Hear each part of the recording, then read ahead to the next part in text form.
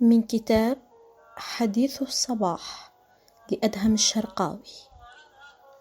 هذيان قلب.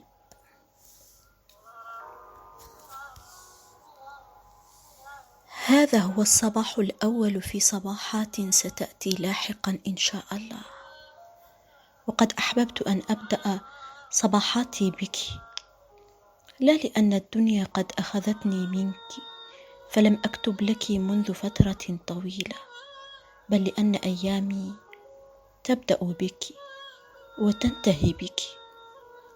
لطالما كنت توقيتي الأجمل ورزنامة عمري، ولطالما كان يعجبني أن أضبط ساعة حياتي على نبض قلبك، فأنت المرأة التي قلت لها يوما: للشعر بحر لم يعترف به العروضيون بعد، وهو إيقاع خطواتك.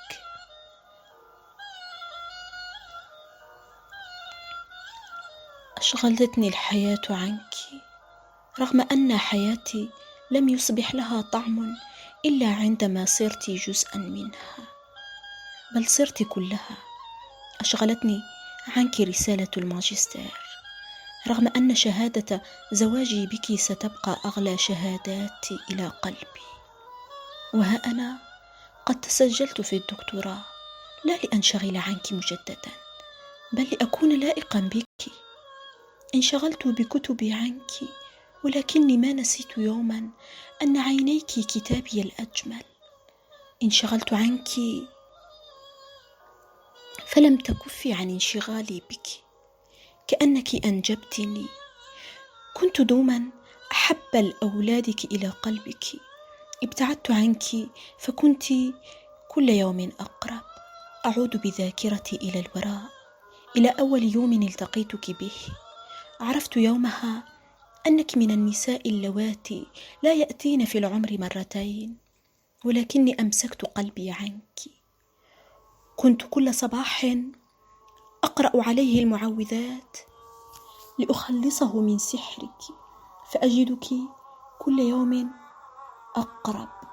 وعندما قررت أن أهرب منك وجدتني أهرب إليك وأقول لك: أحبك.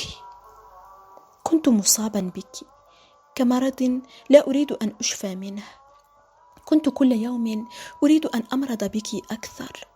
وتزوجتك لا لأني كنت قادرا على الحياة معك، بل لأني كنت عاجزا عن الحياة دونك. لم أكن أحفل بالشمس، فيومي لا يبدأ إلا حين تقولين لي صباح الخير، ويومي لا ينتهي إلا حين تغمضين عينيك فينطفئ هذا الكوكب وأنا أتذكر أشياءنا الحلوة. أتذكر حين أنجبنا فاطمة، نظرت إليها وقلت لي: أرأيت كم تشبهك؟ هل صدقت الآن أنني أحبك أكثر مما أحبني؟ أتذكر خطواتنا في الطريق إلى الكعبة. كنت أمسك يدك كأنك ابنتي وأنا أبوك، وفي زحمة الطواف كنت أحيطك بي، لطالما حميتك من كل شيء إلا مني.